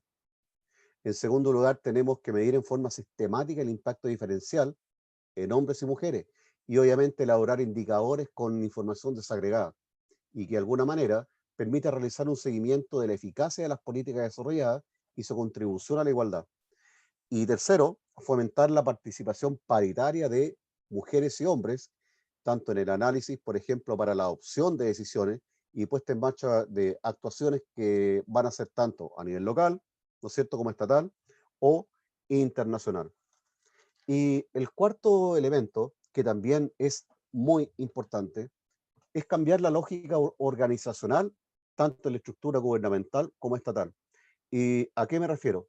Por ejemplo, si en este momento el Parlamento fuera 100% de mujeres y tuviésemos una presidenta mujer, las cosas no cambiarían absolutamente en nada, porque no se trata solamente de incorporar mujeres al poder, la cosa va mucho más allá.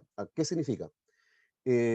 Todas las instituciones que tenemos principalmente en Chile, todas las instituciones que conformaron y que consolidaron la República, por ejemplo, los ministerios, los servicios públicos, así como las universidades, tienen una estructura y una tradición napoleónica.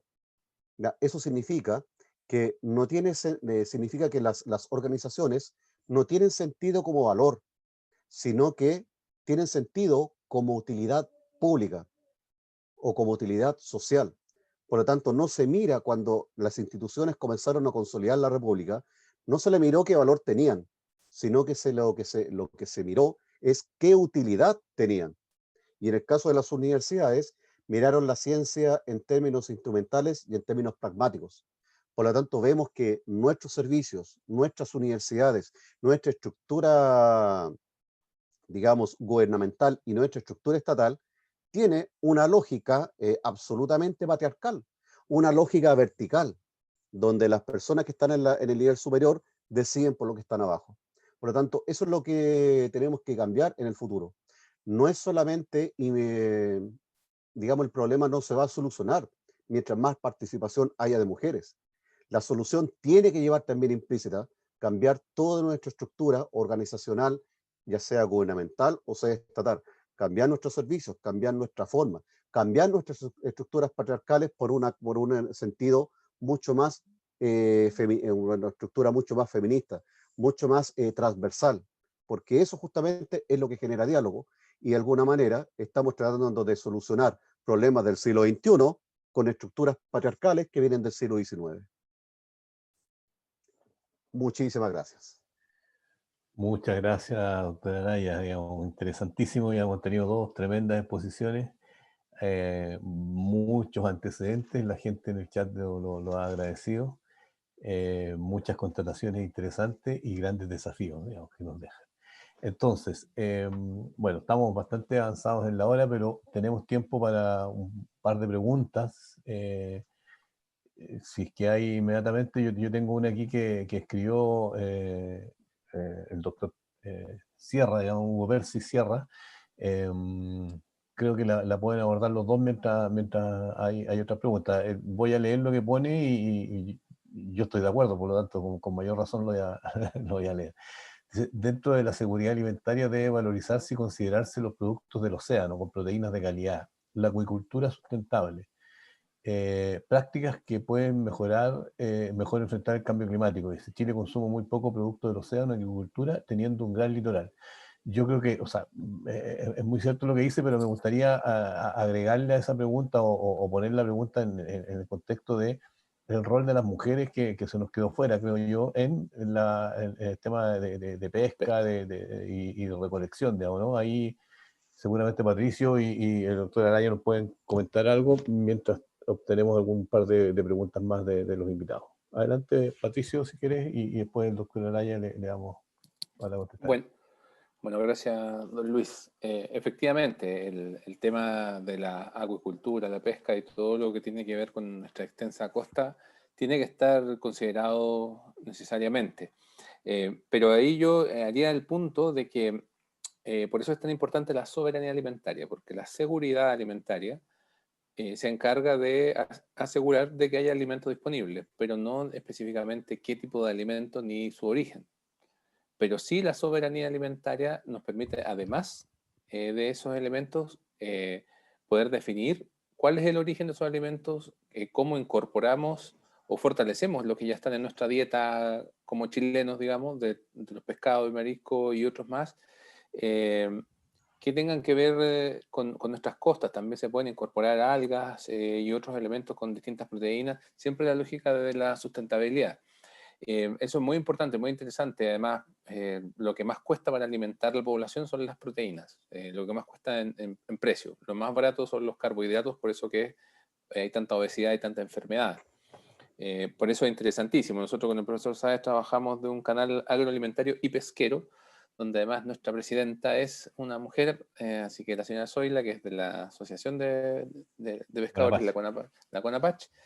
Entonces es importantísimo incorporar todo eso dentro de la dieta y más allá incluso de la seguridad alimentaria, de la soberanía. Y respecto al punto de las mujeres de la pesca, así tal cual como las mujeres temporeras, las mujeres de la pesca es el sector más abandonado, invisibilizado, con roles de género demasiado marcados, muy impuestos, y que son invisibles. Pues es un sector que no tiene ni siquiera tampoco estadísticas, trabajan sin contrato, tienen normas sanitarias y además ilegalidades. Por ejemplo, las mujeres en la pesca cuando están embarazadas tienen que trabajar hasta los 8 meses, bueno, no tienen contrato, trabajan hasta los 8 meses y no pierden el puesto. Incluso algunas están hasta los 9 meses ahí trabajando, el embarazo casi teniendo la guagua ahí mismo, porque no hay derechos sociales que las protejan. Eso para no extenderme, Juan Luis. Ok. Doctor Araya, si quiere opinar sobre ese tema, después tengo otra pregunta a Patricio también, pero si quiere aportar ahí al tema de la pesca y los recursos acuícolas. Sí, principalmente son dos grandes puntos. A ver, no me voy a explayar mucho, también lo voy a hacer bastante agotado. Hay dos temas, principalmente el económico, ¿ya? Y segundo lugar, el tema cultural. Por ejemplo, yo ahora estoy cooperando con un proyecto Corfo en lo que es el tema de implementar todo lo que es un sistema de cultivo, digamos, en el sector de Laguna Verde, en Valparaíso. Y el gran tema justamente ese. Son dos. Primero, digamos, nosotros los chilenos no tenemos curiosamente, no tenemos la cultura en lo que es la alimentación de productos marinos, fuera de lo que es, digamos, el pescado y ese tipo de cosas. Nosotros comemos, ¿cuánto? 3 tipos de algas. Por ejemplo, en Asia se comen 50 tipos de algas distintas. Por lo tanto, hay una cuestión también cultural de por medio. Y segundo, al ser un país netamente productivista, es un sector que muchas veces en el sector artesanal produce pocos ingresos. Entonces por eso muchas veces es dejado de lado. Hablo, digamos, principalmente por la realidad que yo veo aquí en la quinta región, ¿no? Eso principalmente. O sea, tenemos el problema económico y el problema cultural. Muchas gracias. Bueno, veo un montón de saludos y es un agrado saludar a todos. Excelentes presentaciones, en fin. Y tengo aquí una pregunta de Belén Ramírez. Dice, bueno, muchas gracias, qué buen análisis, dice. Hice una para Patricio Nayan. ¿Cómo está funcionando la organización Prodemu en estos tiempos de pandemia? Dice. Y les mando inmediatamente Enrique Rubinek, deja planteada otra para que la vayan preparando, que dice, ¿qué opinión les merece a los expositores la Política Nacional de Desarrollo Rural promulgada este año? Interesante pregunta. Bueno.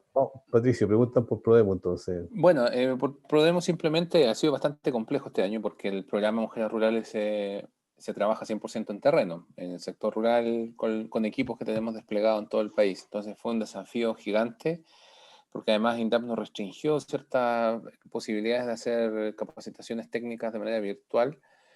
Entonces en los otros ámbitos donde se ha podido, dependiendo de la conectividad de las mujeres y de si saben ocupar o no el sistema, hemos adaptado ciertas capacitaciones a sistemas remotos distintos, no como esto, digamos, no una clase que se hace virtual con un Zoom o Teams, sino que por medio de WhatsApp, le han mandado tareas por video, las señoras van con el celular al invernadero y sacan una foto de la plaga que tienen y así el profesional técnico le va dando las recomendaciones, distintos tipos de cosas que hemos tenido que ir desarrollando sobre la práctica, improvisando, pero ha sido difícil. Y en agosto recién nuestros equipos pudieron salir a terreno.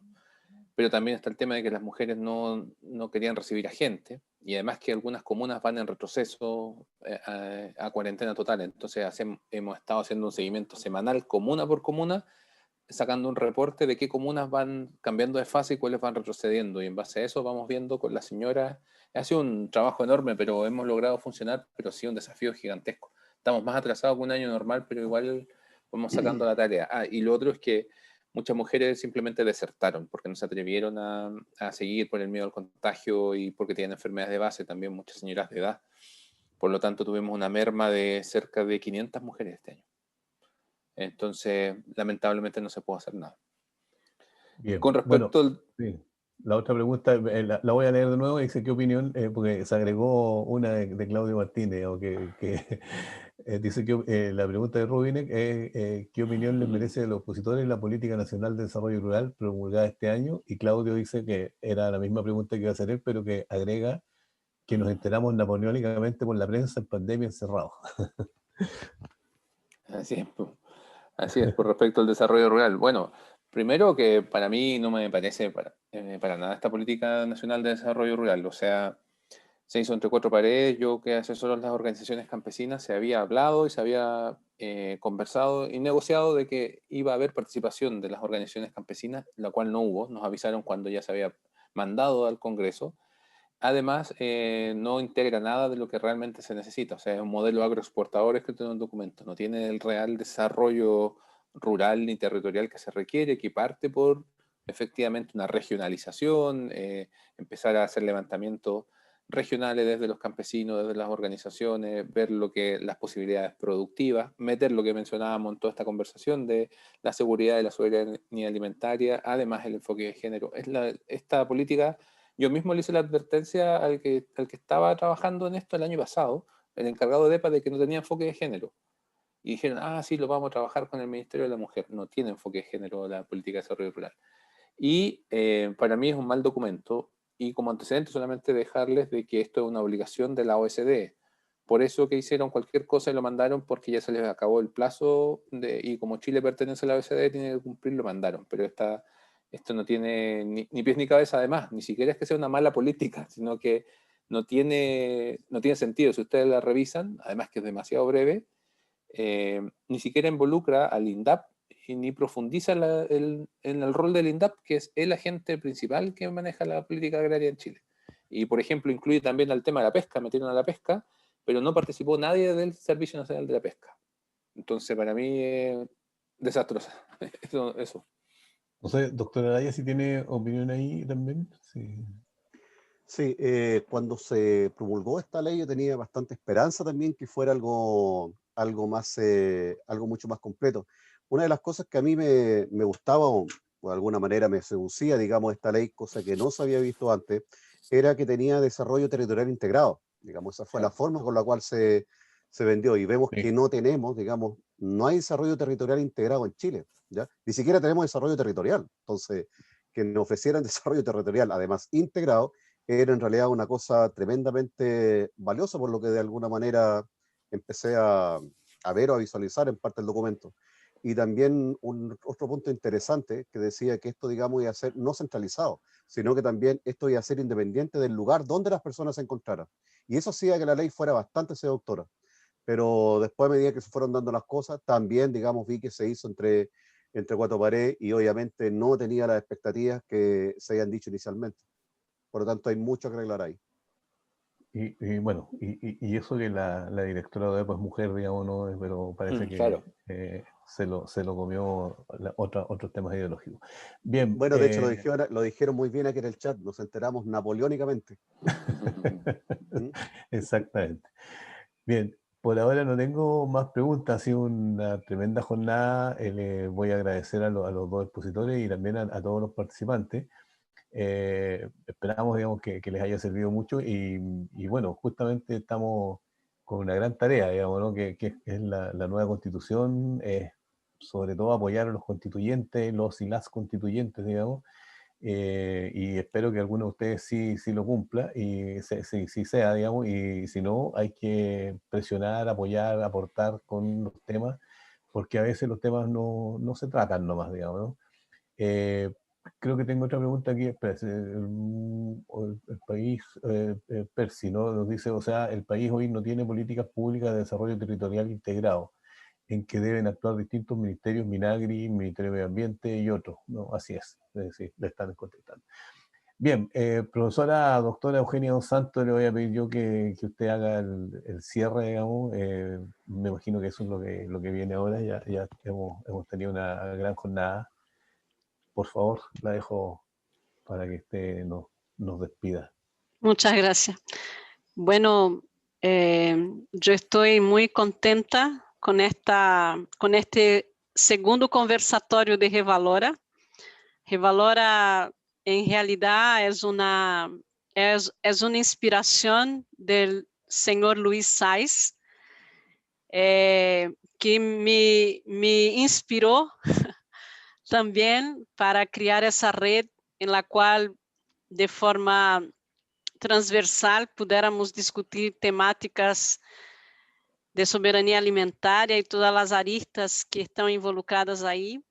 Así que estoy muy contenta con la presentación de Patricio Nayan, que me ha, de certa forma, yo le dije que él era un hombre especial, ¿no? Porque él trabajaba defendiendo los derechos de las mujeres.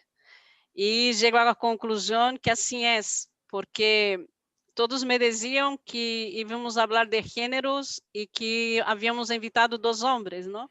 Y creo que la temática de género es una temática que nos llama a todos a clamar por una sociedad más justa y una sociedad donde la igualdad de género esté, y tanto los hombres como las mujeres, como todos nosotros, tenemos que estar en este camino.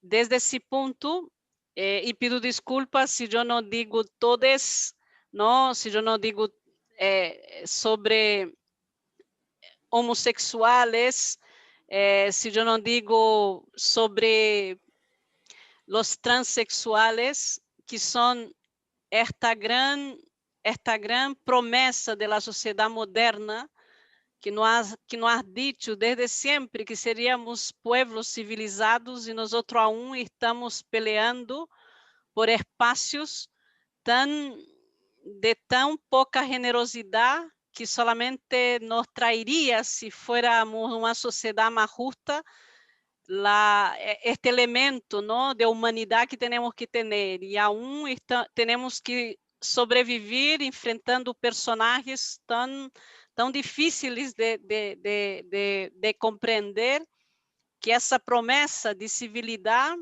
nos falta muito por alcançar.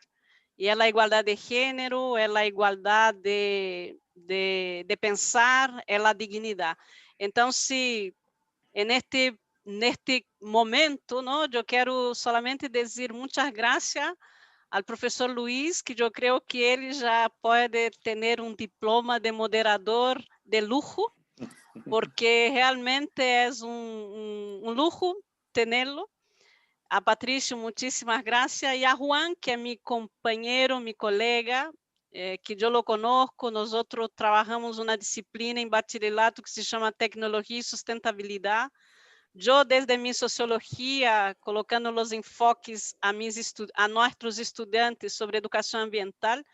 Então, quero invitá-los a todos que estão acá, e todas e todes, para que nos ajudem, que colaborem, que participem, que se contactem com nós outros. Vamos a deixar acá, eu pido a Isidora que anote o link de nossa página, para que nos apoiem, nos ajudem nesta rede que queremos criar a nível de USACH, a nível de Chile, a nível de Latinoamérica, a nível do mundo.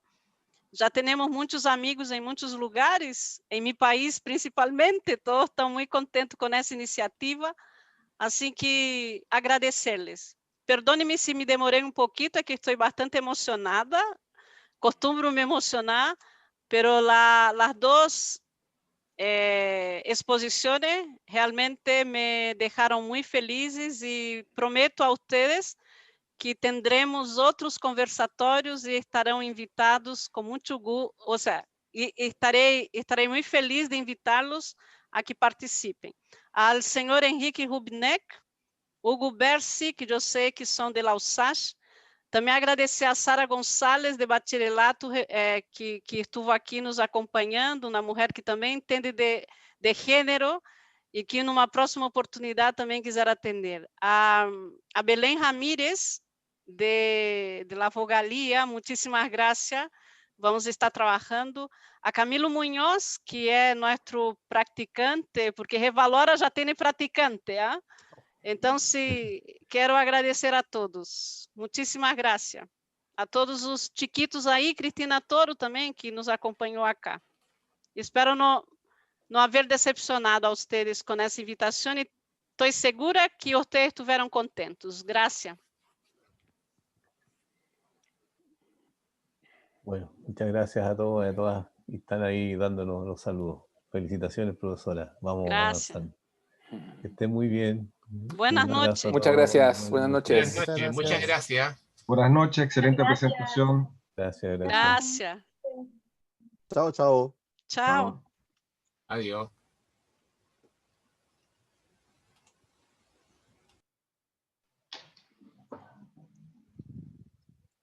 Por si acaso ya puede dejar de grabar.